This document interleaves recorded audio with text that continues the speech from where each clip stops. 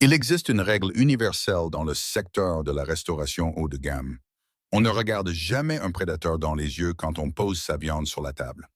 Dans le monde interlope, brutal et scintillant du centre-ville de Chicago, ce prédateur était un homme nommé George Santoro. Il inspirait une peur si suffocante que des vétérans chevronnés laissaient tomber leurs verres en cristal. Des directeurs millionnaires transpiraient à travers leurs costumes sur mesure. Chaque vendredi soir, la table 44 du Gilded Vine restait vide. C'était un monument capitonné à la terreur, attendant simplement son arrivée. Personne ne voulait de ce service. Personne ne voulait de cet argent sale. Jusqu'à ce qu'une nuit, une serveuse, n'ayant absolument plus rien à perdre, décide d'entrer droit dans la cage du tigre. Le Gilded Vine n'était pas seulement un restaurant. C'était une institution. Niché dans le quartier de la Gold Coast, il arborait des murs lambrissés d'acajou. Des lustres en laiton faiblement éclairés et une cave à vin rivalisaient avec les collections privées de la royauté européenne.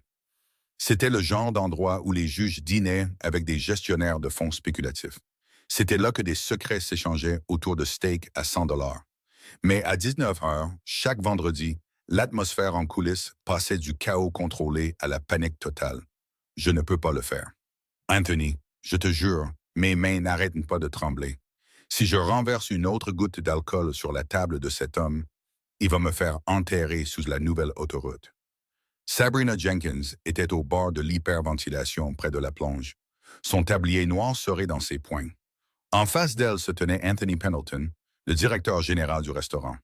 Il s'épongeait le front luisant avec une serviette en lin. Anthony était un homme qui se déplaçait habituellement avec la grâce d'un diplomate chevronné. Mais chaque fois que George Santoro devait arriver, il ressemblait à un homme se tenant sur une mine. Sabrina, s'il te plaît, siffla Anthony, sa voix se transformant en un murmure frénétique. Il t'a demandé. Il connaît ton visage. Si j'envoie quelqu'un de nouveau, Samuel va poser des questions. Tu sais comment est Samuel. Samuel Montgomery était le bras droit de George Santoro. C'était un homme de main imposant, avec une mâchoire balafrée et des yeux morts et calculateurs. Si George était le roi, Samuel était le bourreau. Près de la machine à l'expresso, essuyant une buse à vapeur pour la 4e fois, se tenait Margaret Foster. Maggie avait 26 ans, fonctionnait avec 4 heures de sommeil et connaissait bien le genre de peur qui ne venait pas des gangsters, mais des agences de recouvrement.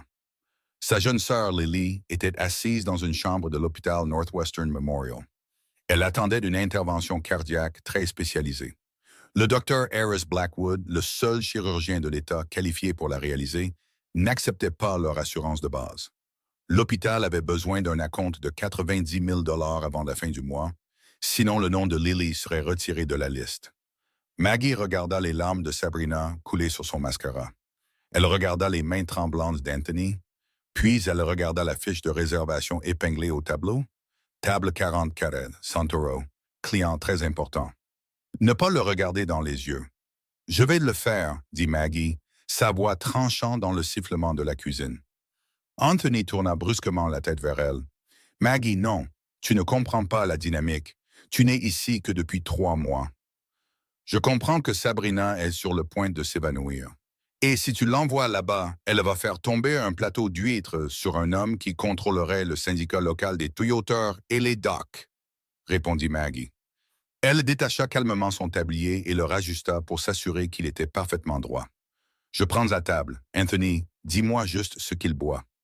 Anthony la dévisagea, partagé entre un profond soulagement et une véritable inquiétude.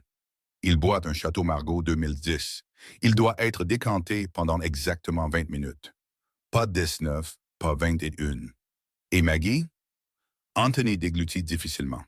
Ne parle que s'il te pose une question directe. Ce n'est pas un personnage de film. C'est du sérieux. Maggie attrapa son plateau de service. J'ai eu affaire à des hommes pires que lui pour moins d'argent. À 19h30 précise, l'atmosphère dans la salle à manger principale subit un changement terrifiant. Le faible bourdonnement des riches clients qui discutaient tomba soudain à un murmure feutré. Le voiturier venait de garer 3 véhicules utilitaires sport noirs aux vitres fortement teintées. Maggie se tenait à son poste, observant l'entrée. 4 hommes en costume sombre, impeccablement taillés, entrèrent les premiers, leurs yeux balayant la pièce, évaluant chaque client, chaque sortie, chaque ombre. Puis vint Samuel Montgomery, sa présence aspirant l'air de la pièce. Et enfin George Santoro. Il n'avait pas l'air d'un voyou, il n'avait pas le nez cassé d'un bagarreur de rue, ni les bijoux bruyants et tape à l'œil d'un petit malfrat. George était à la fin de la trentaine. Il avait un profil aristocratique acéré, des cheveux sombres soigneusement coiffés en arrière et des yeux de la couleur de l'acier forgé. Il portait un costume Tom Ford anthracite qui tombait parfaitement sur une silhouette mince et athlétique. Il se déplaçait avec une immobilité terrifiante, une autorité calme et absolue qui fendait la salle bondée comme la mer Rouge. Il se glissa dans la banquette en cuir incurvée de la table 44. Samuel prit le siège en face de lui, faisant face à la salle. Deux autres hommes se tenaient près des cordons de velours près du couloir. Maggie prit une profonde inspiration. Elle ne pensa pas aux armes qui étaient probablement dissimulées sous leur veste. Elle pensa au lit d'hôpital de Lily. Elle prit la carafe en cristal de vin rouge foncé, équilibra un plateau de verre poli et entra dans la zone fantôme. Alors que Maggie approchait de la table 44, le silence autour de la banquette était suffocant. George lisait un message sur un téléphone prépayé, son expression illisible. Samuel lançait des regards assassins à un homme d'affaires 2 tables plus loin qui s'était attardé une seconde de trop. Maggie entra dans leur vision périphérique, refusant d'hésiter. L'hésitation avait l'odeur d'une proie. « Bonsoir, messieurs, dit-elle. Sa voix était stable, parfaitement modulée, ni trop forte ni soumise. George ne leva pas les yeux de son téléphone. Samuel, cependant, tourna son regard vers elle, ses yeux se plissant. « Où est Sabrina ?» grogna Samuel, sa voix comme du gravier dans un mixeur. « Sabrina ne se sentait pas bien ce soir, » répondit Maggie sans sourciller, posant doucement les verres en cristal sur la nappe blanche immaculée. « Je m'appelle Maggie. Je m'occuperai de vous ce soir. Votre Margot 2010 a respiré pendant exactement 20 minutes, comme demandé. » Elle se pencha pour verser la première goutte que George devait goûter. Dans le secteur des services, il y a une chorégraphie pour servir les gens puissants. On se rend invisible. On regarde la table, pas le visage. Mais alors que Maggie versait le liquide rubis foncé, George posa enfin son téléphone face contre table. Il ne regarda pas le verre, il la regarda, elle. Ses yeux étaient d'une froideur déconcertante, mais intensément observateur. C'était un regard qui disséquait, catégorisait et jugeait en une fraction de seconde. Maggie sentit un frisson lui parcourir l'échine, mais elle contracta ses genoux et ne céda pas, terminant de verser d'une main ferme. Elle recula, attendant. George prit le verre. Il le fit tourner lentement, ses yeux ne quittant jamais le visage de Maggie. Il prit une gorgée. « Sabrina est généralement terrifiée par moi, » dit doucement George. Sa voix était un baryton riche et sombre qui commandait une attention absolue. « Elle tremble quand elle verse l'eau. Pourquoi ne tremblez-vous pas, Maggie? » Samuel se tendit, sa main reposant nonchalamment près de l'intérieur de sa veste. Maggie croisa le regard d'acier de George. « Parce que trembler abîme le vin, Monsieur Santoro. Et à 2000 $ la bouteille, ce serait une tragédie. » Un silence lourd et dangereux s'abattit sur la banquette. Samuel se pencha en avant, la mâchoire serrée. Pendant 3 secondes angoissantes, Maggie se demanda si elle venait de commettre la plus grande et dernière erreur de sa vie. Puis le coin de la bouche de George se releva. Ce n'était pas tout à fait un sourire, mais la tension dans l'air se brisa. « Versez le vin, Maggie, » murmura George, se penchant en arrière dans la banquette en cuir. Au cours des 2 heures suivantes, Maggie exécuta un service sans faille. Elle se déplaçait autour de la table comme un fantôme lorsqu'ils discutaient d'affaires. Les conversations étaient remplies de noms comme celui de l'échevin Richard Townsend et de références voilées au conteneur maritime de la jetée Navy. Elle fit semblant de ne pas entendre un mot. Quand Samuel exigea brusquement un morceau de veau spécial hors menu, elle l'obtint de la cuisine en un temps record, fusillant du regard le chef cuisinier jusqu'à ce qu'il obtempère. Elle ne les traita pas comme des gangsters, mais comme des clients exigeants. Elle n'offrit aucun sourire servile, aucun rire nerveux, juste un service précis, efficace et sans peur. Au moment où les assiettes furent débarrassées et les expressos servis, George la regardait avec une curiosité non dissimulée. Il congédia Samuel d'un subtil mouvement de tête. L'imposant homme de main se leva, redressa sa veste et se dirigea vers le périmètre, laissant George seul à table. Maggie s'approcha avec le porte-addition en cuir. Elle le posa gracieusement près de sa main droite. Votre addition, Monsieur Santoro. Puis-je vous apporter autre chose ce soir? George ouvrit le carnet. Il ne regarda pas le total. Il plongea la main dans la poche intérieure de sa veste, en sortit une épaisse pince à billets et commença à compter des billets de 100 $. Il les posa soigneusement sur la table. 10, 20, 30, 40, 50 billets. 5 000 $. Le souffle de Maggie se coupa. 5 000 $. C'était une part énorme de la compte pour l'opération de Lily. C'est beaucoup trop, monsieur, dit Maggie, sa voix baissant, trahissant une lueur d'émotion pour la première fois. George leva les yeux vers elle, son regard la dépouillant de son armure professionnelle. Je paye pour ce que j'estime. Ce soir, j'ai apprécié un repas tranquille sans que l'odeur de la peur ne me gâche l'appétit. Il se leva, la dominant de sa taille, son parfum, un mélange de bois de santal, de tabac cher et de quelque chose d'intrinsèquement dangereux, l'enveloppa. Il se pencha légèrement, sa voix une basse vibration destinée à elle seule. Je dîne ici tous les vendredis. Maggie, à partir de maintenant, tu es ma serveuse. Si tu n'es pas là, je ne mange pas. Sommes-nous bien d'accord? Maggie regarda la pile d'argent. Elle pensa au moniteur de l'hôpital qui bipassait à côté de sa sœur. Elle releva les yeux vers l'homme le plus dangereux de Chicago. « Je serai là, Monsieur Santoro. » George soutint son regard une seconde de plus, puis hocha la tête une fois. « George, vous pouvez m'appeler George. » Il se tourna et sortit, ses hommes formant un coin autour de lui. Il laissa Maggie seule à la table 44, fixant l'argent du sang qui allait sauver la vie de sa sœur. En un mois, l'écosystème du Gilded Vine s'était entièrement réorganisé autour d'une nouvelle réalité. La table 44 appartenait à George et George appartenait à Maggie. Anthony cessa de faire les 100 pas le vendredi. Sabrina retourna servir les touristes dans la salle principale. Maggie devint la reine intouchable du service du vendredi soir. C'était une danse étrange et enivrante. Chaque semaine, George arrivait avec Samuel et un groupe changeant de personnages imposants. Des politiciens, des magnats de l'immobilier, des hommes aux mains rudes et aux chaussures à 1 000 $. Maggie les servait tous avec la même précision glaciale et sans faille. Mais alors que les semaines s'écoulaient jusqu'en novembre, la dynamique entre Maggie et George commença à changer subtilement. Les brefs échanges de politesse s'allongèrent. George congédiait ses invités plus tôt, s'attardant sur un verre de scotch, juste pour regarder Maggie fermer sa section. Il commença à poser des questions, non pas indiscrètes, mais calculées. « Tu as l'air fatigué ce soir, Maggie. Tu travailles trop, nota-t-il un soir de fin novembre. Le restaurant s'était presque vidé. La pluie s'abattait contre les baies vitrées donnant sur la rue. « Je prends juste des services supplémentaires, George, » répondit-elle en essuyant la table voisine. Elle avait payé 50 000 $ à l'hôpital jusqu'à présent. La ligne d'arrivée était terriblement proche. « Pourquoi? » insista-t-il. Il prit une lente gorgée de son Macallan 25 ans. « Mais pourboire seul devrait te permettre de vivre confortablement dans cette ville. Pourtant, Samuel me dit que tu vis dans un appartement délabré sans ascenseur à Logan Square et que tu prends le bus de nuit pour l'hôpital Northwestern Memorial 2 fois par semaine. » Maggie se figea. Le chiffon dans sa main s'immobilisa.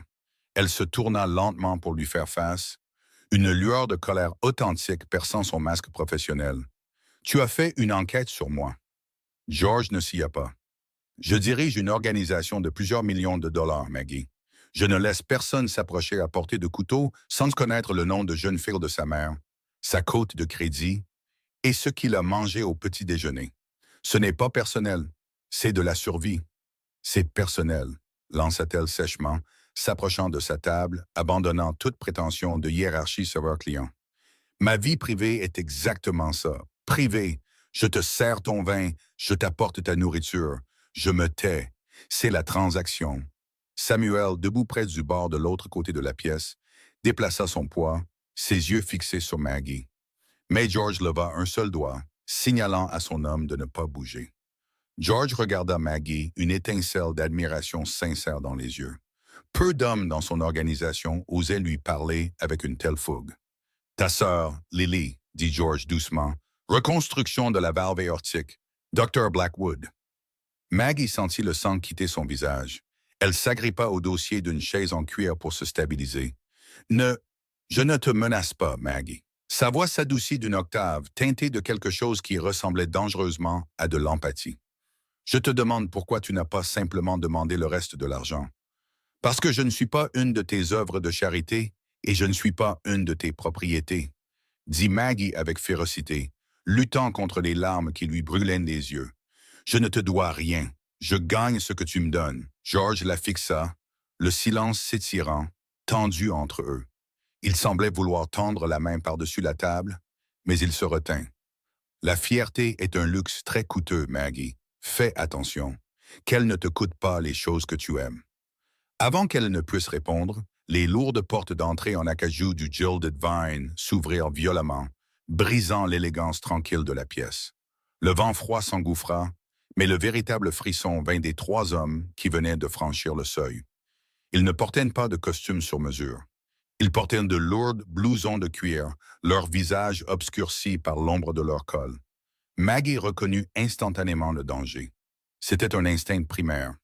Samuel bougeait avant même que la porte ne se referme, sortant un pistolet avec silencieux de son étui d'épaule, avec une vitesse terrifiante. « Les hommes de Castellano !» aboya Samuel.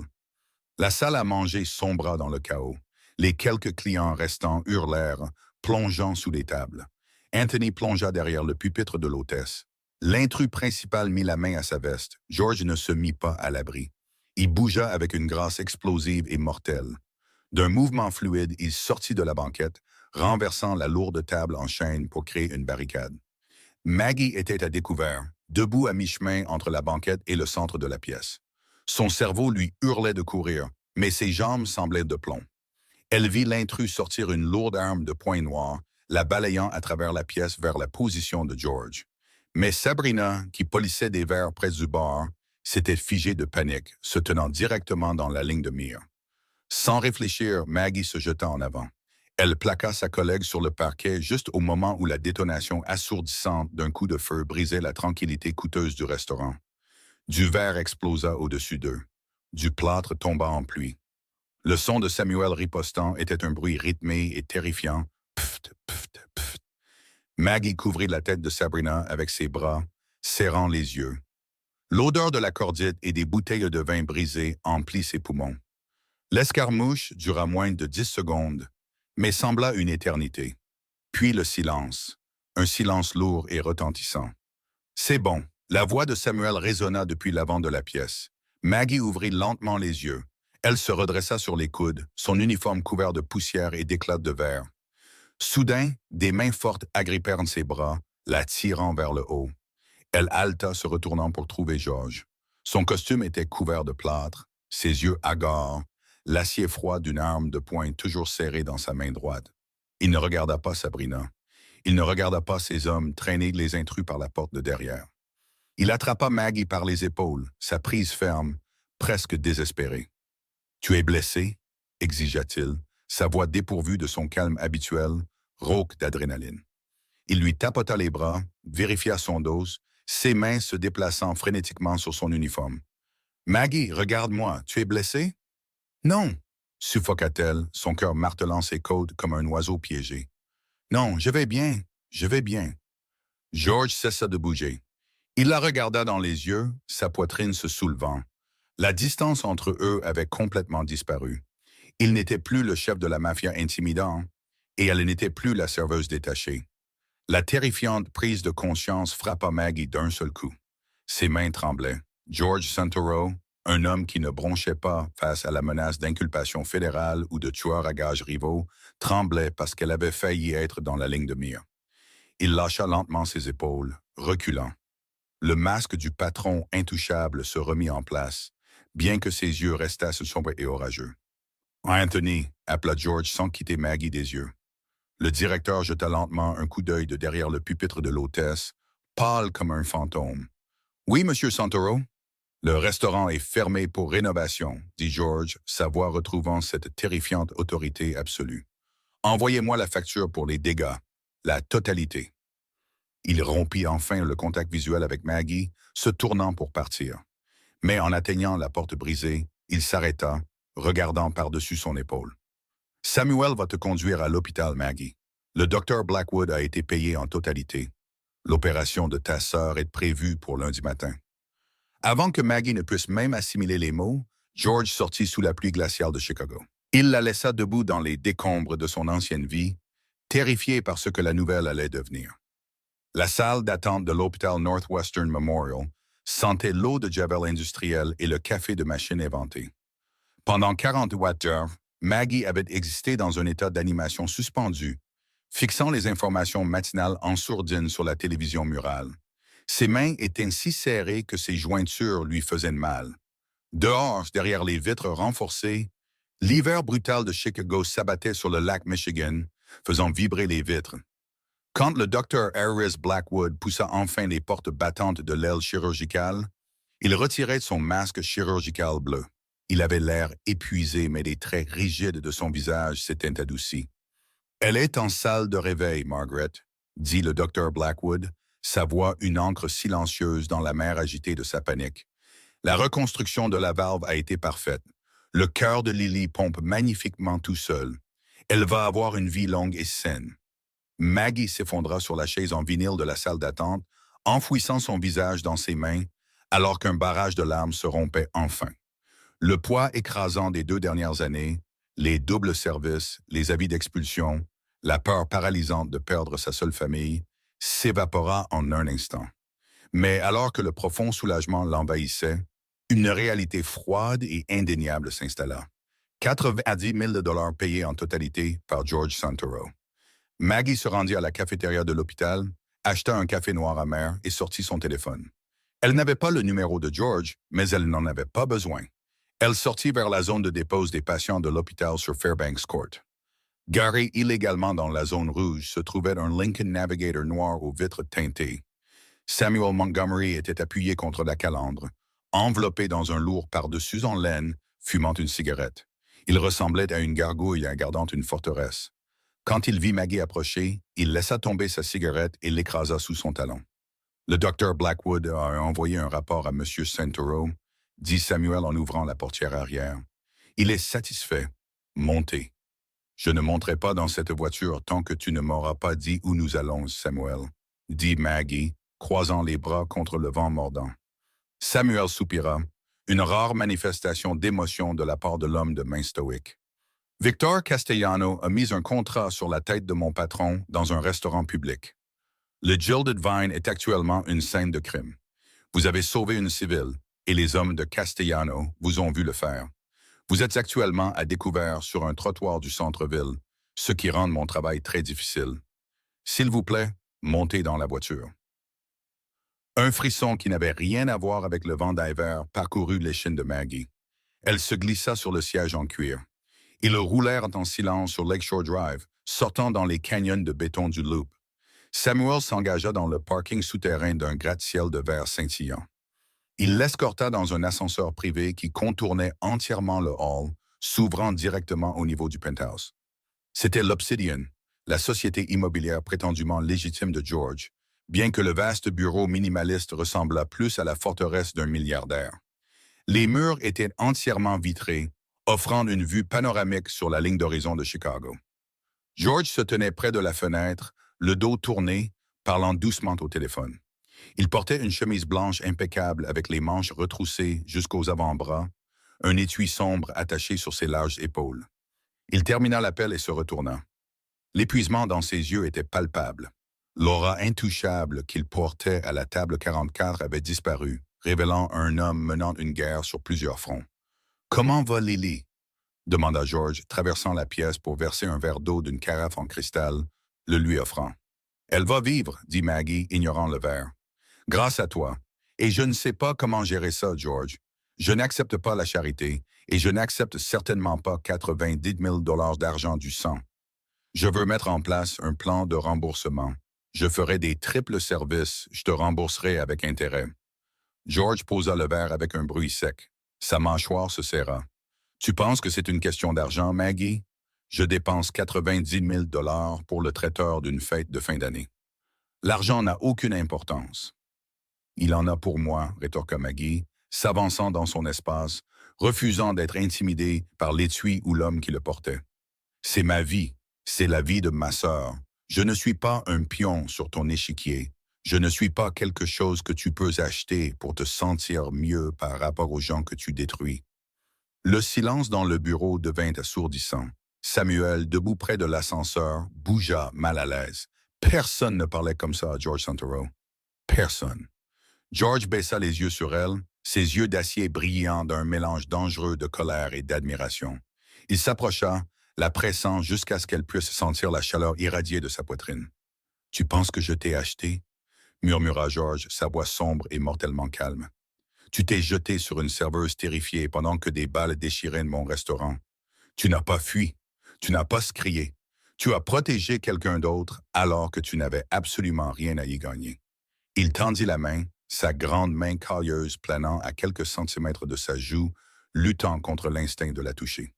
Victor Castellano est une ordure qui tire sans discernement. Ces hommes ont vu ton visage. Ils savent que tu es intervenu. Si tu retournes dans ton appartement sans ascenseur à Logan Square, tu ne survivras pas à la semaine. Castellano élimine les témoins pour envoyer des messages. Le souffle de Maggie se coupa. « Et alors, je suis censé me cacher? » « Non, » dit George doucement, son calme terrifiant revenant. « Tu vas travailler pour moi, pas pour servir du vin dans un restaurant. J'organise un immense gala politique dans 3 semaines à l'Hôtel Drake. C'est un événement légitime, très médiatisé, conçu pour forcer la main du maire sur les permis de zonage de la jetée Navy, ce qui coupera effectivement Castellano de la logistique de la ville. » Il se pencha en arrière, glissant ses mains dans ses poches. « J'ai besoin d'une directrice d'événements. Quelqu'un qui n'a pas peur de mon monde, qui comprend l'hôtellerie de luxe et en qui je peux avoir confiance pour garder les yeux ouverts. Tu veux rembourser ta dette, tu gères ce gala, tu restes dans l'appartement sécurisé que j'ai loué pour toi sur la Gold Coast jusqu'à ce que Castellano soit réglé. Tu opères sous ma protection. » Maggie le fixa. Ce n'était pas une demande, c'était une cage dorée déguisée en offre d'emploi. Mais en pensant à Lily convalescente et vulnérable, elle sut qu'elle n'avait pas d'autre choix. « D'accord, » dit Maggie, sa voix tremblant légèrement. « Mais strictement professionnel, George, quand le gala sera terminé et la dette payée, je partirai. » Les yeux de George s'assombrirent, se fixant sur les siens avec une intensité possessive qui fit battre son pouls. On verra bien. L'appartement que George lui fournit était moins une planque qu'un palais dans le ciel. Situé au 42e étage d'un gratte-ciel de luxe surplombant la plage d'Oak Street, il comprenait des sols en marbre blanc, des meubles italiens importés et un service de sécurité discrètement posté dans le hall 24 heures sur 24. Pendant 2 semaines, Maggie se jeta dans son nouveau rôle avec une énergie féroce et désespérée. Si elle devait être la directrice d'événements de George, elle serait la meilleure qu'il ait jamais eue. Elle négocia sans pitié avec les fleuristes, menaça les traiteurs qui tentaient de surfacturer le caviar beluga et planifia la grande salle de bal de l'Hôtel Drake avec une précision militaire. La transition d'une serveuse terrifiée à une gestionnaire logistique de haut vol pour la façade légitime d'un syndicat du crime était déconcertante. Elle passait ses matinées à rendre visite à Lily au centre de rééducation, conduite par l'un des hommes en costume silencieux de George. Ses après-midi se déroulaient dans la salle de crise de l'Obsidian à examiner les listes d'invités avec George et Samuel. C'est pendant ces après-midi que la cage de velours commença à ressembler moins à une prison qu'à un sanctuaire. Maggie vit une facette de George que la ville n'avait jamais vue. Elle le vit arbitrer patiemment un violent conflit entre 2 chefs syndicaux rivaux sans élever la voix. Elle le vit ordonner à Samuel de payer discrètement l'hypothèque d'un docker blessé au travail. Et à sa grande frustration, elle se sentit attirée par l'intelligence calme et brûlante derrière son extérieur impitoyable. 3 jours avant le gala, la tension finit par céder. Maggie était dans le bureau de George, examinant le plan de table. « Nous avons l'échevin Davis à la table 4, mais si nous le plaçons à côté du commissaire au zonage, ils vont se disputer sur les taxes du front de mer avant que le plat principal ne soit servi. » George ne regardait pas le plan. Il était appuyé contre le bord de son bureau en acajou, un verre de bourbon à la main, la regardant. « Déplace Davis à la table 6, dit George, la voix basse. La table 6 est près des portes de la cuisine. Il sera insulté, argumenta Maggie, tapotant son stylo sur l'iPad. « Qu'il soit insulté, murmura George. Il posa son verre, s'avança et lui prit doucement l'iPad des mains le jetant sur le bureau. Le cœur de Maggie s'emballa. George, nous devons finaliser. Je t'ai fait livrer quelque chose à ton appartement, l'interrompit-il, ses yeux tombant sur ses lèvres avant de croiser à nouveau son regard. Pour le gala, j'attends de toi que tu le portes. J'ai mes propres vêtements, George. Je n'ai pas besoin que tu m'habilles. Je suis parfaitement conscient de la façon dont tu t'habilles, Maggie, dit-il en se rapprochant. L'odeur de bois de santal et de danger l'enveloppa. Mais à l'hôtel Drake, tu me représenteras. Tu es une cible et tu es une distraction. J'ai besoin que tu sois la seconde. Quand Maggie retourna à son penthouse ce soir-là, une énorme boîte noire nouée d'un ruban de satin était posée sur son lit. À l'intérieur se trouvait une robe de soie vert émeraude faite sur mesure. Elle était d'une élégance à couper le souffle, dos nu, avec une fente qui exigeait de la confiance. À côté se trouvait un écrin de velours contenant un collier de diamants qui coûtait plus que la totalité de ses frais de scolarité. La nuit du gala, la grande salle de bal de l'hôtel Drake était une mer de smoking, de diamants scintillants et de secrets dangereux. Un groupe de jazz jouait doucement dans un coin, masquant le son des accords illicites conclus autour de flûtes de champagne. Maggie se tenait près du grand escalier, vêtue de la robe de soie émeraude. Elle se sentait comme une usurpatrice. Pourtant, les lourds diamants reposant contre sa clavicule lui semblaient étrangement une armure. Quand George entra dans la salle de bal, l'air changea. Il portait un smoking bleu nuit qui lui donnait l'allure d'un roi moderne et mortel. Il navigua dans la pièce avec Samuel à ses côtés, serrant la main du maire, saluant le chef de la police, jouant le rôle du milliardaire bienveillant à la perfection. Mais quand ses yeux trouvèrent Maggie de l'autre côté de la pièce, il s'arrêta net. La conversation autour de lui sembla s'estomper. Il s'excusa auprès d'un sénateur d'État et se dirigea droit vers elle. Son regard était un poids physique, traçant la ligne de la soie qui épousait ses courbes, s'attardant sur la peau exposée de son dos. « Tu es, dit George, la voix rauque, s'arrêtant à quelques centimètres d'elle, la chose la plus dangereuse dans cette pièce, Maggie. » Avant qu'elle ne puisse formuler une réponse cohérente, une voix moqueuse trancha l'attention. « Tiens, si ce n'est pas George Santoro jouant au philanthrope généreux. » Maggie se tourna pour voir l'inspecteur Reynolds de la brigade des mœurs de la police de Chicago. C'était un homme débraillé au sourire cynique, sirotant un whisky qu'il n'avait certainement pas payé. « Inspecteur, dit George, son ton baissant de 10 degrés, devenant instantanément glacial. Je ne savais pas que l'invitation s'étendait aux employés municipaux locaux. Je suis juste là pour l'alcool gratuit et pour m'assurer que vos amis légitimes sachent exactement de quel sang ils s'abreuvent, ricana Reynolds. Il déplaça son regard vers Maggie, ses yeux balayant les diamants. « Et qui est-ce? La serveuse du Gilded Vine? Vous montez en grade, n'est-ce pas, ma belle? Dites-moi, est-ce que les bijoux vous font oublier les corps que Castellano a laissés dans la rivière la semaine dernière? » George bougea si vite que ce fut un éclair. Il ne sortit pas d'armes, mais il entra dans l'espace de Reynolds, attrapant le revers du costume bon marché de l'inspecteur, avec une poigne qui fit blanchir ses jointures. « Tu t'adresses encore à elle, Reynolds, » murmura George, une promesse démoniaque dans le ton. « Et je m'assurerai personnellement que tu passes le reste de ta courte carrière à diriger la circulation dans un blizzard. Sors de mon hôtel. » Reynolds déglutit difficilement, sa bravade s'évaporant. Il arracha son revers et recula, disparaissant dans la foule. Les mains de Maggie tremblaient. George se tourna vers elle, sa poitrine se soulevant, la violence bouillonnant encore juste sous sa peau. « Ça va? »« Ça va, mentit-elle. Je dois vérifier en cuisine. Les plats principaux doivent arriver dans 10 minutes. » Elle s'enfuit presque dans l'opulent couloir de service. Désespérée d'un moment de calme pour apaiser son cœur qui s'emballait, elle poussa une série de lourdes portes de service dans un couloir faiblement éclairé reliant le vestiaire au quai de chargement. Elle s'appuya contre le mur de plâtre frais, fermant les yeux. Elle était allée trop loin. Elle portait les diamants d'un gangster, ressentait une attirance terrifiante pour un homme capable de meurtre et se faisait harceler par la police. Soudain, elle entendit des voix chuchotées venant de l'alcôve près des portes du quai de chargement. « Le maire part à 11 heures. Le service de police change à 11h15. C'est ta fenêtre. » Maggie se figea. Elle se rapprocha du bord de l'alcôve, jetant un coup d'œil au coin. Dans l'ombre se tenait Dante, le sous-chef de confiance de George, l'homme qui dirigeait ses opérations dans le Southside. Il tendait un morceau de papier plié à un homme en uniforme de traiteur. Mais Maggie reconnut immédiatement le traiteur. Il avait une cicatrice dentelée distinctive sur le cou. C'était le même homme qui avait pointé une arme sur George au Gilded Vine, l'homme de Castellano.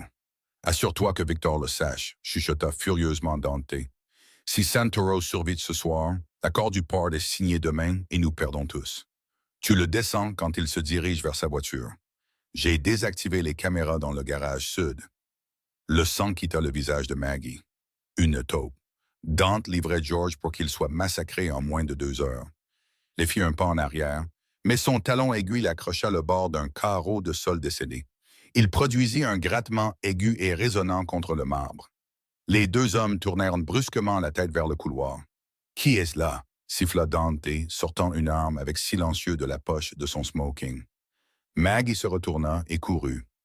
Maggie enleva ses talons aiguilles, le marbre froid du couloir de service mordant la plante de ses pieds nus. La panique, vive et métallique, avait le goût du sang au fond de sa gorge. Elle passa en trombe devant une pile de chaises de banquet et se jeta dans un placard à linge sombre juste au moment où les lourdes portes de service s'ouvrirent derrière elle. « Trouve-la !» siffla la voix de Dante, pour viser même. Dépourvu du ton jovial qu'il adoptait habituellement avec George. « Si elle atteint Santoro avant 11 heures, nous sommes tous les deux des hommes morts. Vérifie les quais de chargement. Je vais balayer le périmètre. » Maggie plaqua ses mains sur sa bouche, sa poitrine se soulevant contre la soie serrée de sa robe émeraude. L'odeur d'amidon industriel et de lavande emplit ses narines. À travers les fentes de la porte du placard, elle regarda les chaussures et vernis de Dante passer, son ombre s'étirant, longue et menaçante sous les lumières fluorescentes vacillantes. Elle attendit 10 secondes angoissantes jusqu'à ce que le clic lourd de la porte de sortie résonne dans le couloir. Elle devait atteindre George, mais elle ne pouvait pas courir en hurlant dans la grande salle de bal. Une panique enverrait le maire et le chef de la police prendre leurs jambes à leur cou, tuant de fait l'accord de la jetée Navy pour lequel George avait dépensé des millions. Castellano gagnerait par défaut. Maggie sortit du placard, attrapa ses talons et les remit de force à ses pieds tremblants. Elle prit 3 profondes inspirations, lissa le devant de sa robe et rejeta ses épaules en arrière. La transition de proie traquée à directrice d'événements posés lui demanda chaque once de volonté qu'elle possédait. En passant à travers les rideaux de velours pour entrer dans la salle de bal principale, le mur de son la frappa. Le tintement du cristal, les notes sensuelles d'un saxophone, le faible bourdonnement des négociateurs d'influence échangeant des faveurs. Elle balaya la pièce frénétiquement. George se tenait près de l'imposante sculpture de glace au centre de la salle, flanqué de Samuel, en pleine conversation avec Lishvin Davis et le maire de Chicago. Maggie se déplaça dans la foule avec des pas mesurés et délibérés. Son cœur martelait ses côtes, mais son visage était un masque de sérénité professionnelle. Alors qu'elle approchait du groupe, les yeux perçants de Samuel se fixèrent sur elle. Il enregistra instantanément la légère pâleur de sa peau et le tremblement microscopique de ses mains. Sa main dériva nonchalamment vers la poche de son smoking. « Monsieur Santoro » dit Maggie, sa voix tranchant le rire des hommes avec une clarté absolue. « Pardonnez l'interruption, messieurs. George, il y a un problème urgent avec les réserves de Dom Pérignon, 2004 pour le toast de minuit. Le sommelier requiert votre autorisation immédiate dans l'antichambre. » George s'arrêta. Il savait aussi bien qu'elle que le champagne avait été autorisé et sécurisé 3 jours plus tôt. Ses yeux d'acier scrutèrent son visage, captant l'appel désespéré et silencieux qui hurlait derrière sa façade composée. « Bien sûr, Margaret, » dit George doucement, se tournant vers les politiciens avec un sourire charmant. « Messieurs, si vous voulez bien m'excuser un moment, Samuel s'assurera que vos verres restent pleins. » « En fait, » intervint Maggie, prenant un risque calculé, « le sommelier a également demandé la présence de M. Montgomery. Une question de sécurité pour la cave. » Samuel ne s'ya pas. « Montrez-nous le chemin, Mademoiselle Foster. » Maggie se tourna et marcha rapidement vers l'antichambre privée à côté de la salle principale. Elle sentait le poids oppressant des 2 hommes les plus dangereux de Chicago la suivre de près. Au moment où les lourdes portes en chaîne se refermèrent, les plongeant dans l'intimité insonorisée de la petite pièce, le masque professionnel de Maggie se brisa. Elle s'affaissa contre le bureau en acajou, cherchant son souffle. George traversa la pièce en une fraction de seconde, ses mains agrippant ses bras, ses yeux la scrutant à la recherche de blessures. Maggie, que s'est-il passé? Tu es blessée? Dante, suffoqua-t-elle, se forçant à regarder George dans les yeux. Dante t'a trahi. L'air dans la pièce devint instantanément glacial. George se figea. Derrière lui, Samuel laissa échapper une expiration lente et terrifiante, sortant son arme et vérifiant la chambre avec une précision mécanique et mortelle. « Explique », exigea George, sa voix tombant à un registre qui fit se hérisser les poils sur la nuque de Maggie. « J'étais dans le couloir de service pour vérifier le timing de la cuisine, » se précipita-t-elle, les mots se bousculant. « J'ai entendu des voix près du quai de chargement. Dante parlait à un traiteur. C'était l'homme avec la cicatrice au cou, celui qui a tiré au Gilded Vine. Dante lui a dit que le service de police change à 11h15. Il a désactivé les caméras dans le garage sud. Ils vont t'attaquer quand tu iras à ta voiture. » George relâcha ses bras, reculant lentement. Il ne se mit pas en colère. Il ne jeta pas un verre contre le mur. Au lieu de cela, une calme terrifiante et absolue envahit de ses traits. C'était le visage d'un roi qui venait de décider de brûler une ville entière. « Dante », murmura George, le nom ayant un goût de cendre. « Il est avec ma famille depuis que mon père dirigeait les docks. Castellano a dû lui promettre tout le territoire du Southside. »« Patron », gronda Samuel, s'avançant, ses yeux morts et concentrés. « Il est 10h40. Je vais vous évacuer par la cuisine, sécuriser le maire et fouiller le garage. »« Non », dit George, sa voix tranchant la pièce comme un scalpel. Il vérifia la montre en or Patek Philippe à son poignet. « Si je fuis, l'accord tombe à l'eau et Castellano remporte les routes logistiques. Nous ne battons pas en retraite, Samuel. Nous allons tendre le piège. » Maggie le fixa, horrifiée. « George, ils ont des hommes armés qui t'attendent dans le noir. Tu ne peux pas simplement descendre là-bas. » George se tourna vers elle, son expression s'adoucissant à peine. Le prédateur mortel se retira pour révéler l'homme en dessous. Il tendit la main, ses jointures effleurant doucement la ligne de sa mâchoire. « Je ne marche pas à l'aveugle, Maggie. Grâce à toi, j'ai la seule chose qu'aucun homme mort n'a jamais eue, un itinéraire. » Il se retourna vers son homme de main. « Samuel, envoie un texto à l'équipe de nettoyage. Je veux 3 véhicules utilitaires, sport bloquant les sorties du garage sud d'ici 11h10. Fais remplacer immédiatement le personnel du voiturier par nos hommes. » Et Samuel. « Oui, patron. Dante est à moi. » George se retourna vers Maggie, ses yeux brûlants d'un feu féroce et possessif. « Samuel va t'emmener au penthouse tout de suite. Tu verrouilles la porte. Tu ne l'ouvres pour personne d'autre que moi. Tu comprends? »« George, s'il te plaît, » murmura Maggie, ses doigts se crispant instinctivement sur les revers de son smoking. « Ne fais pas ça. Laisse la police s'en occuper. Tu n'as pas à descendre là-bas. »« La police travaille pour celui qui la paie le plus, Maggie, » dit George doucement, couvrant ses mains des siennes. « C'est mon monde, et en ce moment, je dois aller le sécuriser. » Il se pencha, pressant un baiser féroce et brutal sur son front. C'était une promesse de violence et une promesse de retour. Puis, il s'arracha à elle, sortant de l'antichambre pour signer un accord portuaire de plusieurs millions de dollars, sachant qu'il était prévu qu'il meure dans exactement 35 minutes. À 23h10, le garage souterrain sud de l'hôtel Drake était une caverne de béton et d'ombre. L'air sentait les gaz d'échappement et la terre humide. Les caméras de sécurité, qui brillaient habituellement de petites lumières rouges d'enregistrement, étaient sombres et sans vie. Accroupi derrière un pilier de béton dans la section C4, le tueur à gages balafré vérifia son fusil tactique à silencieux. Il respira lentement, ajustant son uniforme de traiteur. À côté de lui, 2 autres hommes lourdement armés attendaient dans un silence absolu. À 23h15 précises, les lourdes portes coupe-feu en acier des ascenseurs de l'hôtel s'ouvrirent. Le son de chaussures en cuir coûteuses résonnant contre le béton signala l'arrivée de la cible.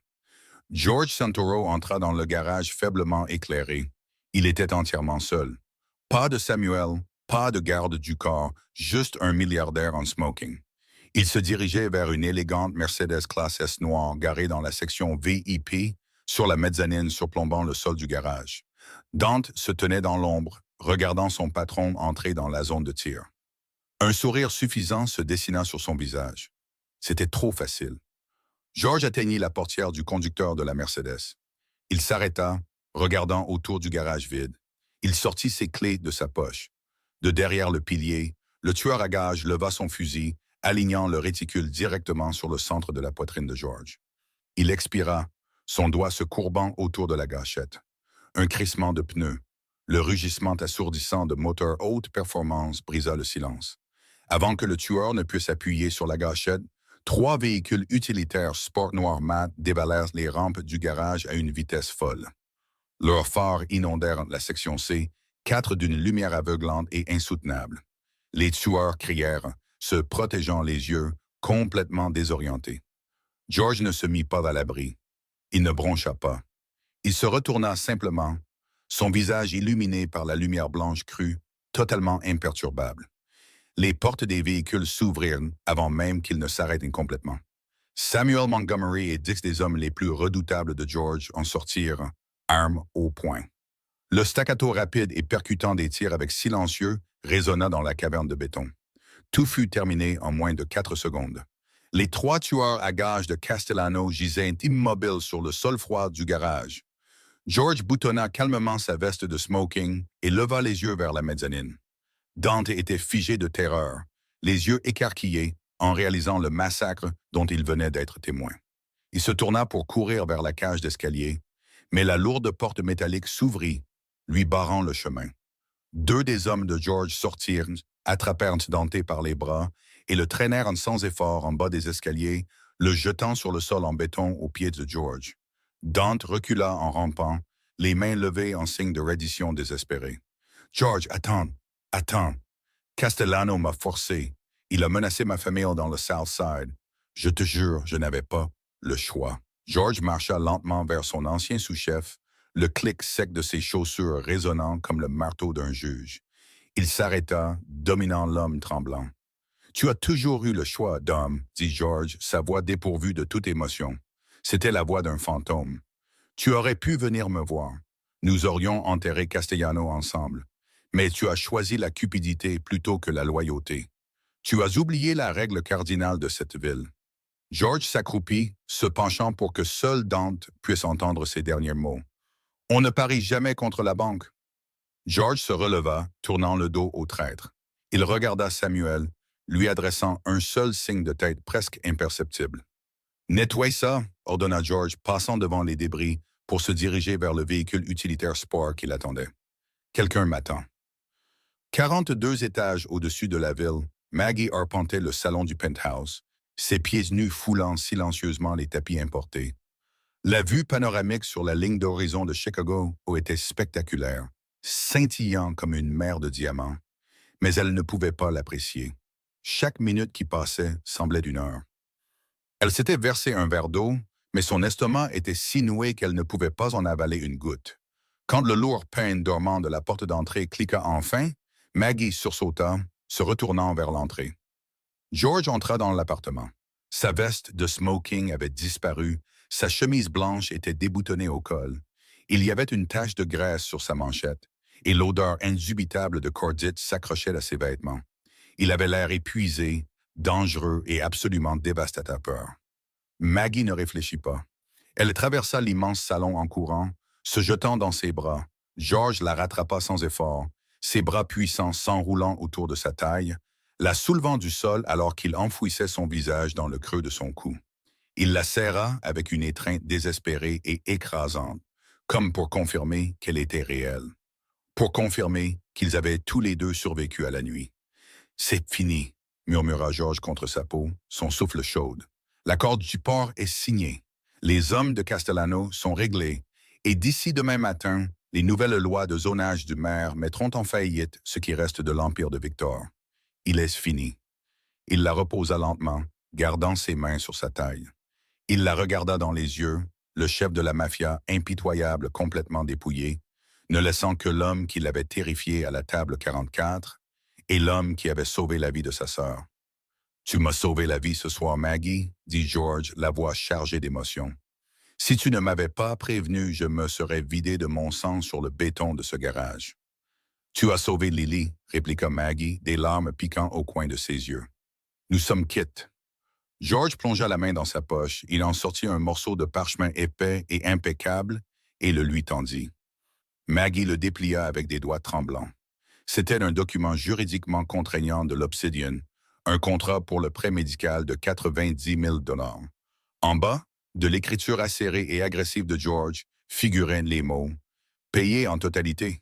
« Ta dette est pardonnée, Maggie », dit George doucement, reculant pour lui donner de l'espace. « Tu ne me dois pas un centime. L'événement est terminé, la menace est neutralisée. Demain matin, Samuel peut te ramener à Logan Square ou où tu veux aller. Tu es libre. » Maggie fixa le papier. C'était tout ce pourquoi elle s'était battue. C'était la fin du cauchemar. Elle n'était plus une serveuse terrifiée par la mafia, et elle n'était plus une servante sous contrat d'un seigneur du crime. Elle était libre de partir. Elle leva les yeux vers George. Il la regardait, son visage un masque de neutralité soigneusement construit. Mais ses yeux le trahissaient, il se préparait à ce qu'elle parte. Il s'attendait à ce que la fille qui détestait son monde finisse par fuir. Maggie déchira lentement le contrat en deux. Puis elle le déchira à nouveau, laissant les morceaux volter sur le sol en marbre entre eux. Les sourcils de George se froncèrent de confusion. « Maggie, qu'est-ce que tu fais? »« Je ne veux pas retourner à Logan Square, » dit-elle, enjambant le papier déchiré, comblant la distance entre eux. Elle leva les mains, les posant à plat contre sa poitrine solide, sentant le battement lourd et rythmé de son cœur sous la chemise de soie. « Et je ne veux pas servir du vin aux touristes. » George se figea, le souffle coupé. « Maggie, tu sais ce que je suis. Tu as vu ce qui s'est passé ce soir. Cette vie, elle est violente et elle est froide. Elle te consumera. »« J'ai survécu à la table 44, » murmura Maggie, se hissant sur la pointe des pieds, ses lèvres planant à quelques centimètres des siennes. « Je pense que je peux te gérer, George Santoro. » Un faible grognement gronda au fond de la poitrine de George. Le dernier fil de sa retenue légendaire se rompit. Il leva ses mains pour encadrer son visage, écrasant ses lèvres sur les siennes avec une faim féroce et dévorante. Le baiser était une collision de soulagement et de passion brute et débridée. Maggie répondit avec une ferveur égale, emmêlant ses doigts dans ses cheveux sombres, le tirant plus près. Il n'y avait plus de peur, seulement l'attraction magnétique indéniable qui s'était construite entre eux depuis la nuit où elle lui avait versé son premier verre de Margot. Il la fit reculer contre la baie vitrée, les lumières scintillantes de Chicago s'étendant sous eux. Une ville qu'ils dirigeaient, une ville qu'ils avaient conquise ensemble. Elle n'était plus une serveuse dans une cage de velours. Elle avait gagné sa place. Le monde interlope de Chicago est un écosystème impitoyable, bâti sur la peur, la trahison et l'effusion de sang. Il avale les faibles et brise les innocents. Mais parfois, les règles rigides du syndicat sont réécrites par les variables les plus improbables. Margaret Foster est entrée dans la cage du tigre, armée de rien d'autre qu'une carafe de vin et d'un courage désespéré, avec l'intention de survivre à un service. Au lieu de cela, elle a mis à genoux le prédateur le plus dangereux de la ville. La légende de la table 44 au Gilded Vine a survécu dans des rumeurs chuchotées parmi le personnel. Mais George Santoro n'y a plus jamais dîné seul. Maggie n'a pas seulement remboursé une dette, elle s'est tenue dans la ligne de mer, a navigué dans la traîtrise d'un empire criminel et a revendiqué sa place, non pas derrière le patron, mais juste à ses côtés. Après tout, un roi peut gouverner la ville, mais il faut une reine pour tenir l'empire.